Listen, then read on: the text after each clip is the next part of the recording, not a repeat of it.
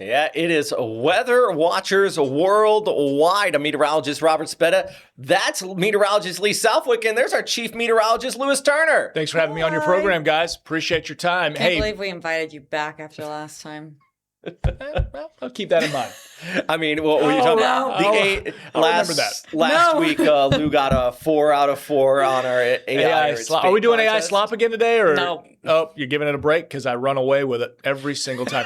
Before we get started, have either of you had a haircut or anything cosmetic lately? I mean, I've trimmed my beard. That's about the Okay. extent Lee, of anything it. new with you? Oh, I think I haven't gotten a haircut since late January. Okay, perfect. Just making sure. Because if I don't immediately compliment Ross on his haircuts during our 4:30 stream, he is crabby for an entire segment. I have lost a little bit of weight, and you haven't said anything. Okay, there you go. So- You know what? I have noticed you. Well, you didn't say anything. I didn't know the appropriate way to do that. You know, hey, Yeah, right? you're not so much of a slob anymore, Robert. You've been running a lot. So what are I you know saying? I was fat before? Exactly. That's the problem with complimenting somebody for weight loss. But you are running a lot. In fact, I know we'll talk about this, but you've got the gate coming up. Yeah, and, I got a lot of people forecast do, for but it in here. That's exciting. So I have pirated this broadcast, so forgive me, but I did want to get that little piece of housekeeping out of the way. He's fishing for compliments. He's like, I have to compliment everybody else. Believe you me, I've done nothing with myself. You got the new haircut. No one has said anything. I'm retrograding. I'm going in the wrong direction. What's the run of show today, guys? What are we doing? So we had a lunar eclipse this morning here on the First Coast. Take a look at that. Womp, Womp womp. is Sorry. exactly it. But we did get photos from around the world because this did not only encompass the East Coast, it encompassed the West Coast, all across the Pacific Ocean, and even parts of East Asia. Also, some fun in the snow. I got a little surprise video here. I don't know if Lou, have you seen this one with the horses, but Nope. Can't wait. It's the next Olympic sport. Okay. I vote for that. And we're going to take a look at that local forecast as we're talking about with the Gate River Run. And just taking a look at the week ahead. A lot of fog, a lot of misty, just sloppy conditions for the southeast, including, of course, here on the First Coast. So starting off with, of course, the total lunar eclipse. Now, Lee, you were working this morning, locked in. Lou, did you get up and just look out the window? And I was up doing the morning routine. It was actually perfect timing as far as when I'm out, helping the kids get ready, get to school. So I did walk outside. Absolutely no hope of seeing anything where I live this morning. Fog was too dense and trees and everything. It just wasn't going to happen. So if anybody set their alarm clock, I tried to make the point last night on First Coast News. If you don't usually wake up at this hour, treasure your sleep. There will be others. Don't set the alarm to get up extra early because chances are you're going to be disappointed. I mean, you get them 3 to 4 times a year. We'll get a good lunar eclipse. Yeah, So eventually. it'll come back. Oh, I think we were reporting on GMJ this morning that the next lunar eclipse we can see is New Year's Eve of 2028. Oh, So it's okay. So, yeah, ways away. So it is 2028. See, I thought it was New Year's Eve of 20 going into 27. It's 28. That's what we had on GMJ, maybe. But, it's 1 day difference from a year, so there could be some mix-up. So maybe, you know what, I'll Google it while you guys keep talking about this. This is what a lot of people seen right here. Yep. The fog. And I was hoping that, our tower cam here in downtown Jacksonville at the top of the tower, what is that, 1,200 feet up, I think? Or Yeah, we were real hopeful this morning and real disappointed when we got in. It was just a wall of cloud. Bob submits a lot of pictures. He's a professional photographer. He puts his watermark on it. We have permission to use. He submits to Weather Watchers, which gives us his permission to post. I appreciate Bob. Do we have any? I used one of his pictures in a social media video the other day. How do we know his last name? Have you met him before? Is it Egger? Oh, Bob I have Eager? not met him. I want to make sure I'm saying anyway. Bob, if you're watching, you're streaming along, would you just let me know? I'd appreciate it because you Egger or Eager? Eager, Bob Eager. I'm gonna something like that. But my guy, he's one of the all-stars on the Weather Watchers Facebook page, along with Brenda, kind of a few names that you don't come at me because I've mentioned a few before. But go to that page, and whether you're a photographer or not, the weather story is told really well here visually. Many days, whether it's fog or beautiful conditions, we've got our usual suspects always submitting pictures early morning and sunsets, sunrises, and things like that. Well, This right here, by the way, is from one of our weather watchers out of St. Augustine, Tom Markowski. And that is the only lunar eclipse photo we got. Yikes. Yeah. I mean, and through the trees, too, I which do is like impressive. when it's through the trees like this. It gives us a kind of, what is it, perspective? Correct. And you can see that it's eclipsing there. So I thought it was a good The eclipse good one is eclipsing. photo that we got. Is the action word for that eclipsing? We're in the gerund of eclipsing. Is it eclipsing? Yeah, I think you. I think sounds I right. think it's spot on. Oh yeah. Yeah, Right to me. it's a nicely composed photo. You eclipsing. can make out the trees. You can make, and the trees being a culprit for many of us, you know. But this Tom So got low us- on the horizon, right? Yeah, that was the problem, you know, with it occurring, 6:30ish, whatever, right at the time of moon setting. You know, you had to get lucky with timing. We did not. Yeah, Well- you guys are getting confused. I am trying to look up. I said, next lunar eclipse, Florida. And while there might be a partial one that we can see later this month, now I'm seeing 2029.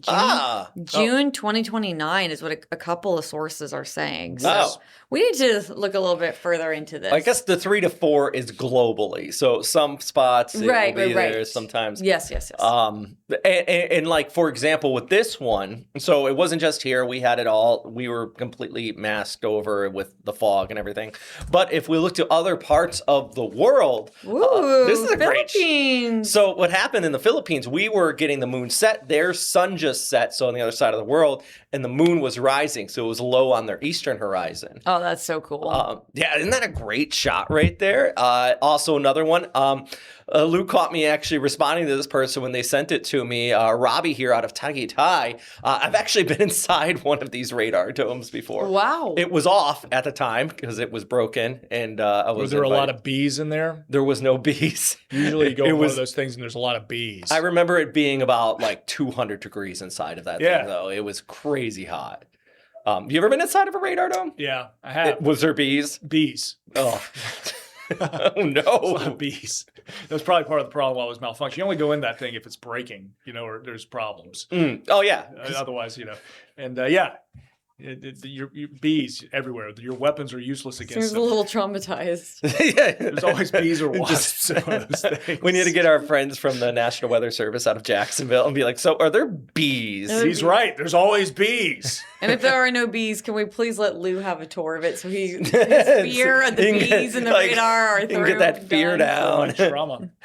This out of New Zealand, they also were. They also saw the eclipse out there in the southern hemisphere. Nice. And then we can wrap it up. This is another one out of the Philippines here. I like the lunar eclipse henge. I guess what we would call it, right? Through the perfect in line with the high rises. Beautiful shot. Yeah, it is. Beautiful, beautiful shots. Unfortunately, we didn't get many of those. No, we got the fog here. I was like trying to, while I was getting on Facebook to go to our Facebook, like Weather Watchers Facebook page, it was just taunting me because there were photos out of California and New Orleans and everywhere popping up. Yep. Yeah, it's just not fair. Everyone's getting such a good view right now, and we're just, to every camera we looked at, fog. So- Or low cloud cover. Some areas didn't even have the surface fog, but still those low clouds completely blocked it. One other thing I want to show is between these two photos, and a lot of people have been asking, so a lot of these times these photos like this are taken on a telescope or a good long high resolution camera. Yeah, that's the word I'm looking for. Camera. Like a zoomed in, like this one right here definitely was a zoomed in, good, expensive camera versus this one here, which was your phone. I've seen some people commenting what I expect versus what I got on my cell phone. And I'm happy you're going out there and looking, but do remember that a lot of these really zoomed in stuff is not taken on your iPhone. This is people are coming out here with their good, expensive cameras. Yeah, but I will say I was proud of the lunar eclipse I saw in maybe 3 or 4 years ago, where there was a very obvious red dot on my screen from my iPhone, and I was pretty proud of that red dot. Nice. I think it was 2 years ago, actually. We had one right here, and on the first coast, we had a good one. And that one was in the middle of the night. Yeah, I see. Okay, I'm thinking back. I was still working in New Orleans at the time, so that's how I know. I'm proud of those iPhone photos that I got. Nice. So on the other side of things, so we're talking about the astronomy here. Let's talk about it is still the beginning of March. We just wrapped up February. We got some wintry weather here. Looking at the Northeast, some messy weather. But I want to share with both of you some video out of Maine. If you want. And Lou hasn't seen this yet. This is what I vote for the next Olympics for. They're skiing being pulled by horses. I see, because I heard your horse snow So it's called commentary earlier. skijoring. Skijoring? Skijoring, yeah. Skijor. It's like the right. Skijor. Yeah.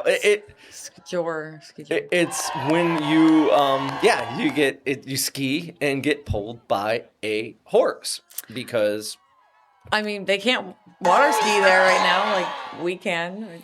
I think this is great. Yeah. I would be. Horse Seems loves dangerous. it. Skier loves it. Got to and- jump. Ooh, You know, jumps. so we were talking about the winning money. So love of horses like adults, you combined won like with $500 being a something snowbird all my dollars, life, to and then the put two and two together, kids won this is the only like place you're able to do on the East $300. Coast is up But in that Maine. just doesn't seem like enough because there's a lot of things that could go wrong here. Welcome to Skijor And one, I feel like the horse that wins too also deserves a payout because that poor horse has not only someone riding him, but then he has to pull someone too. Nailed it.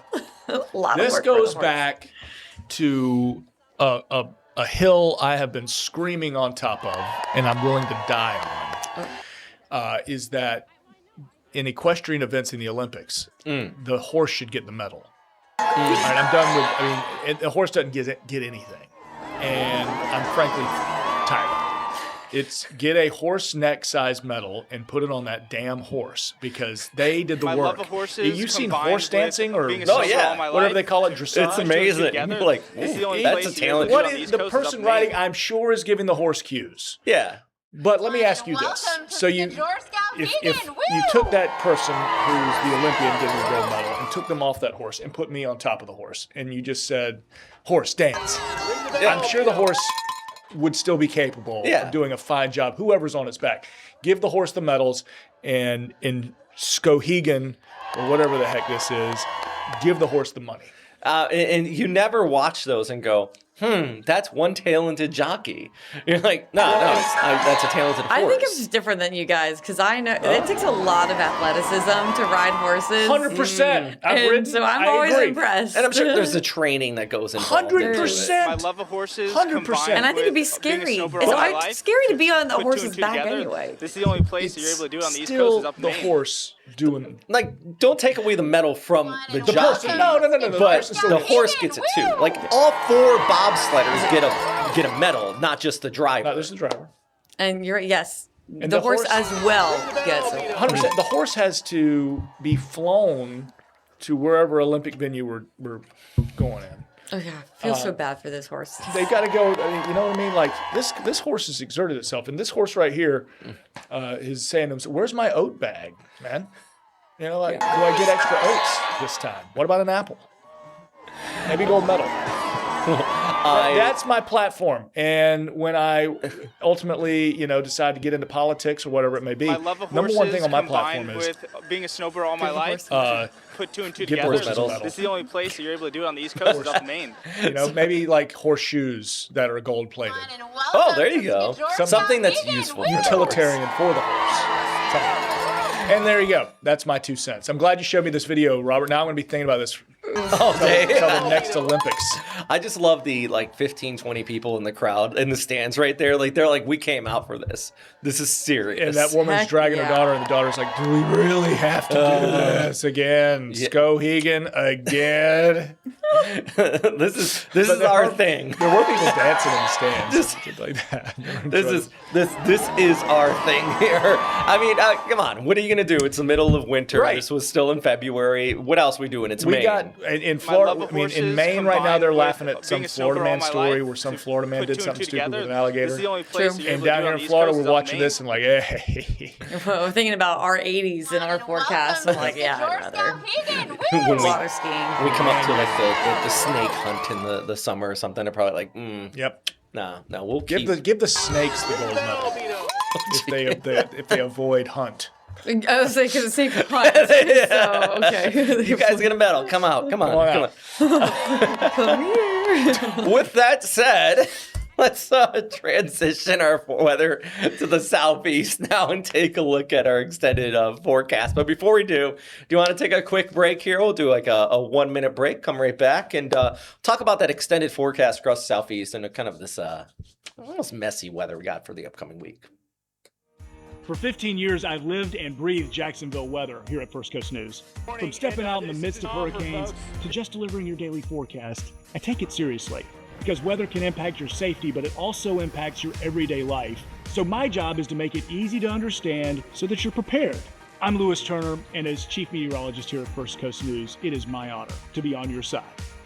Get your latest forecast on First Coast News Plus. The First Coast News Plus TV app, streaming 24/7. Local news from the team you trust on your time. Track how the weather will impact your day. Have the umbrella in the back seat, the rain jacket ready to go. Extended, continuous coverage of breaking news, live from the scene. Let's get some breaking news we've been following overnight. Go deeper with in-depth interviews and exclusive reporting. All the local news you need, live or on demand. First Coast News Plus, complete coverage of your local news, weather, and more.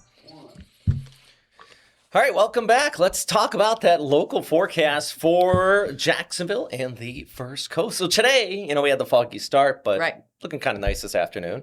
As long as these clouds lift and clear, then warming up too. But for inland spots, so that 77 is for the Jacksonville airport. Inland, we're middle to upper 70s, but along the beaches, you will be cooler. Your highs are going to stay in the 60s and low 70s. And all this due to this onshore breeze we're seeing, not only for today, but throughout the upcoming week. Either what the current sea surface temperature is right now out there just off of Jacksonville Beach? 57, 50, 58, yeah. something like that. Yeah, it's not warm. Yeah. So still cool. Keeping the things cool at the beach. It really is like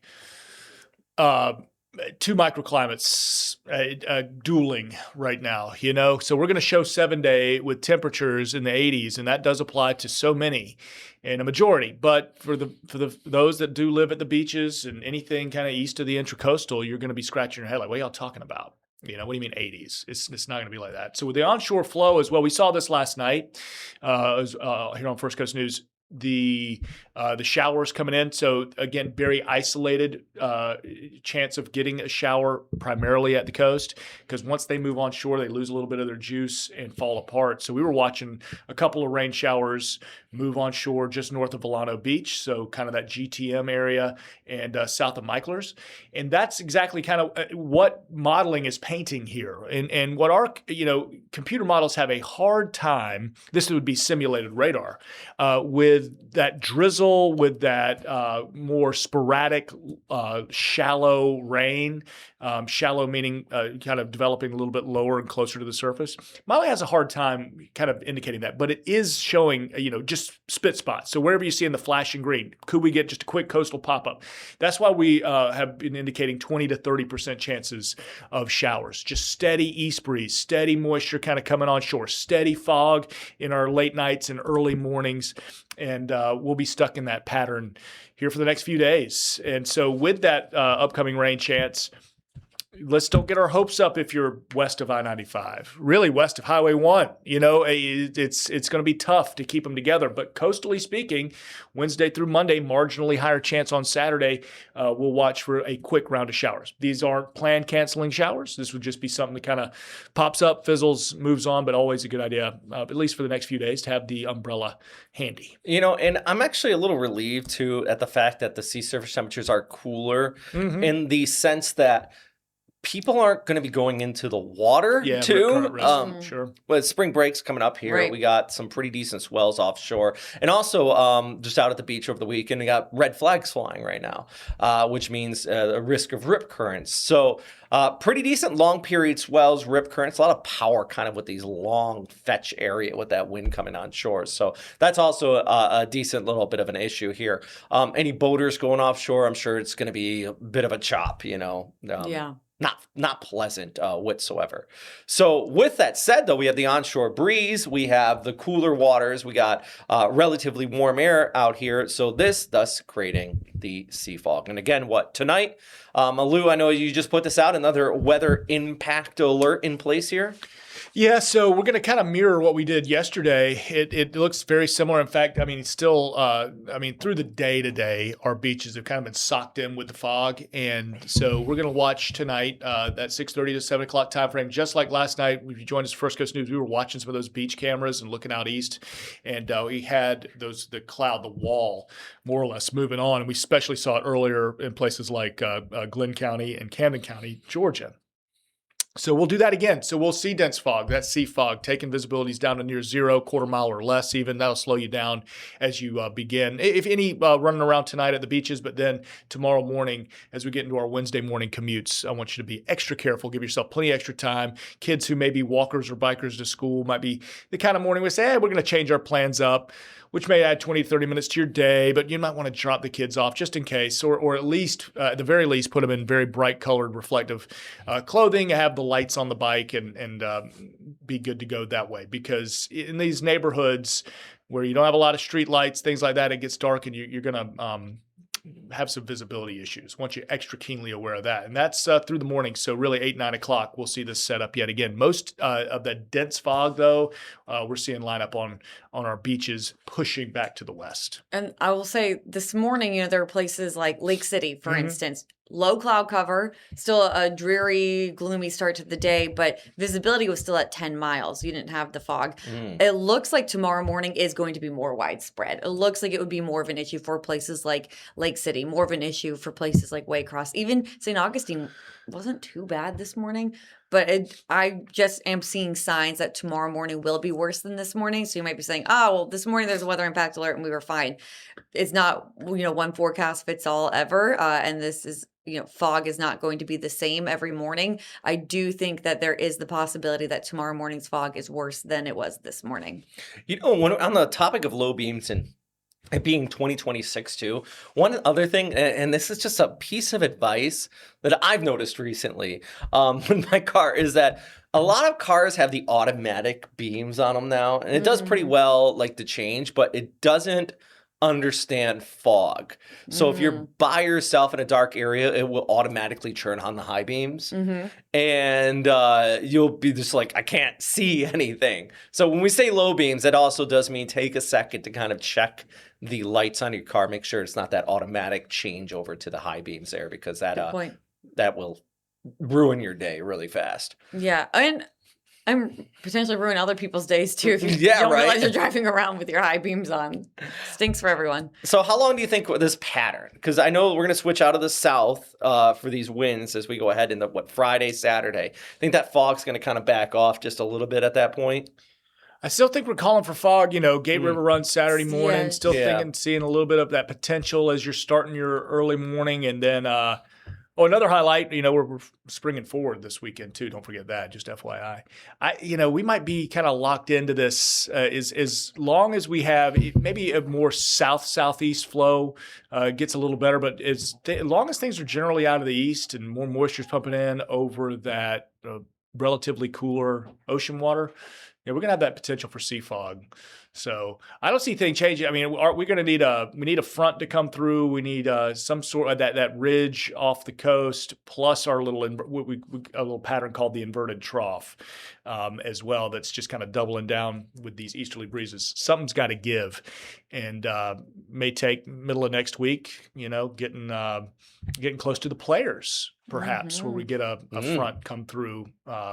Which is long range modeling, and you give that it's 2 cents worth, but just monitor before we really kind of change. Thursday into Friday, kind of now would be the time frame that we were watching. Yeah, exactly. So maybe Thursday, if timing were to hold out, here we are 9 days out, but or 10. But if timing were to hold, it'd be a Thursday night, maybe get play in Thursday, and then have a little bit of a change Wednesday with some northwest winds and some colder temperatures. Not true cold snap, not freezing, but a little blustery Wednesday or Friday. Excuse me, I'm getting my rounds 1 and 2 all mixed up. But, it'd be interesting conditions for the first couple rounds of the players. And that is way too ahead of ourselves. But to answer Robert's question, that might be what it takes to kind of break this pattern.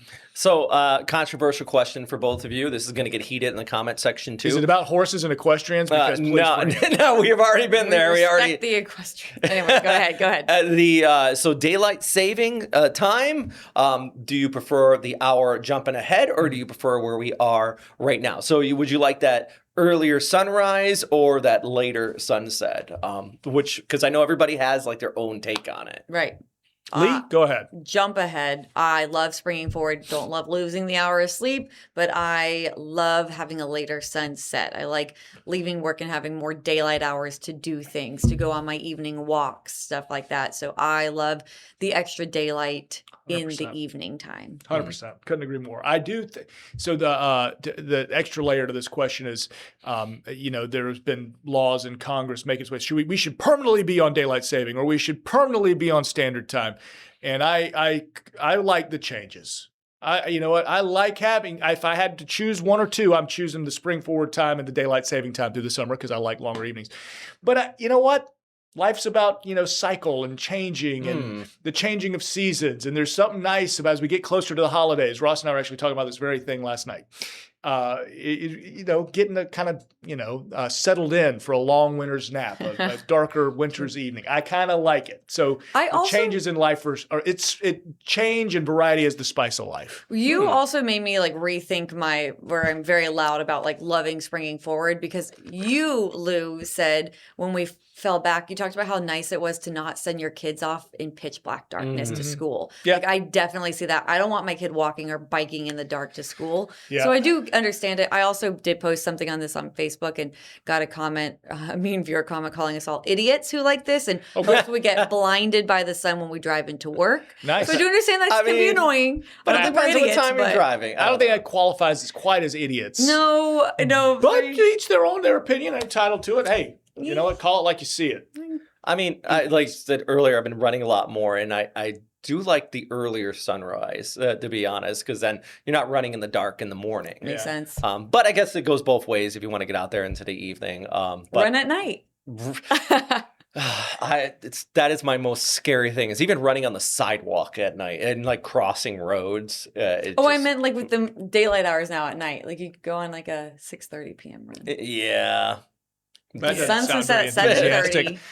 He likes to do it when he's fresh and bright-eyed, and bushy-tailed, right out of bed, spring out and go run it. Going in the morning. And with that note, the Gate River Run coming up here on 7 a.m. Jacksonville Shipyards, downtown Jacksonville, 15K. Cool. Largest 15K in the United States. National championship. Go run it, Robert. Go win. Yep. Go, Robert. Oh, yeah. Not going to be in the top 10%, but and there is no cutoff at the end of it, which is also good, too. So. But speaking of cutoff, we're getting cut off. We are way over our time. Our allotted time. All right. Well, with that said, come back here at 4:30. We're going to have Weather Impact Live with, of course, Lewis Turner here. And, I hope you enjoy the rest of your day. But don't go anywhere. Keep watching us on FCN Plus.